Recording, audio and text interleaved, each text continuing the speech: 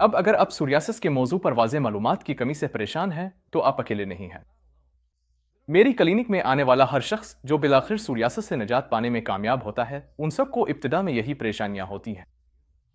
تھوڑا سا پس منظر بتا دوں، میں ایک سرجن ہوں جو آنتوں کی بیماریوں میں مہارت رکھتا ہے۔ میں اپنے پریکٹس میں سوزش والی بیماریوں کے مریضوں کا علاج کرتا ہوں۔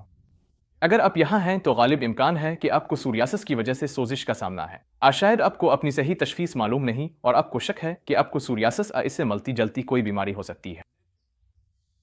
اکثر اوقات آپ کو یہ بھی نہیں معلوم ہوتا کہ اس کے بارے میں کیا کرنا ہے، اور آپ ایسے ڈاکٹروں اور ماہرین کے پاس جاتے ہیں جو مددگار ثابت نہیں ہوتے اور آپ کو جوابات نہیں ملتے، اور یہ ٹھیک نہیں ہے، لیکن یہ ایک عام مسئلہ ہے۔ اور میں یہاں یہ بتانے کے لیے ہوں کہ صحیح علم اور درست رہنمائی کے ساتھ میرے کلائنٹس نے کامیابی سے اپنی علامات کو ختم کیا ہے اور چند ہفتوں میں اپنی بیماری کو پلٹ دیا ہے۔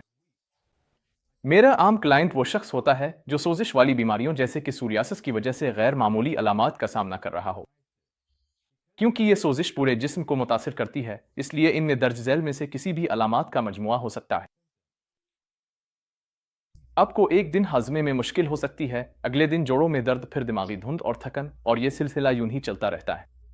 ان میں ایسی علامات بھی ہو سکتی ہیں جن میں خارش، آنکھوں کا خشک ہونا، کمر درد، سم ہونا اور بالوں کا جھڑنا شامل ہے۔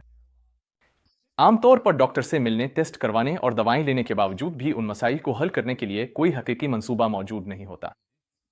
میرے کچھ کلائنٹس کو یہ بتایا جاتا ہے کہ ان کی حالت بے سود ہے اور وہ اس کے بارے میں کچھ نہیں کر سکتے، انہیں بس اسی کے ساتھ جینا ہوگا۔ کچھ ڈاکٹروں کو تو صحیح تشخیص کرنے میں بھی مشکل پیش آتی ہے۔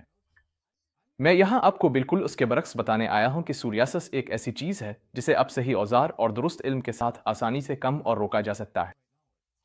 مجھے اس لیے یقین ہے کیونکہ میں اپنی کلینک میں لوگوں کو ہمیشہ بہتر ہوتے دیکھتا ہوں۔ تو ہم کہاں سے شروع کریں؟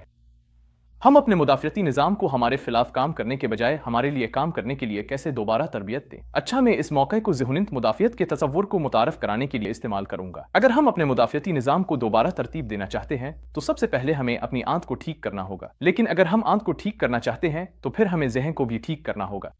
یہ شاید سب سے اہم حکمت عملی ہے جو میں آج آپ کے ساتھ یہاں شیئر کر سکتا ہوں، کیونکہ یہی وہ وجہ ہے جس کی بنا پر آپ میں سے بہت سے لوگ کئی سالوں سے سوریاسس کے ساتھ جدوجہد کر رہے ہیں۔ مجھے یہ سمجھنے میں کئی سال لگے کہ ہمیں سوریاسس کو 3 حصوں والے مسئلے کے طور پر دیکھنا چاہیے۔ آپ کو اپنی حکمت عملی کو تینوں اجزاء پر مرکوز کرنا ہوگا، صرف ایک پر نہیں۔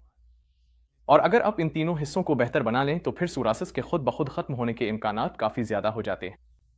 تو وہ کون سے اصول ہیں جنہیں ہم اس محور کے تینوں حصوں کو بہتر بنانے کے لیے استعمال کر سکتے ہیں؟ وہ سب سے اہم اور متعلقہ سوال کیا ہے جو آپ خود سے پوچھ سکتے ہیں۔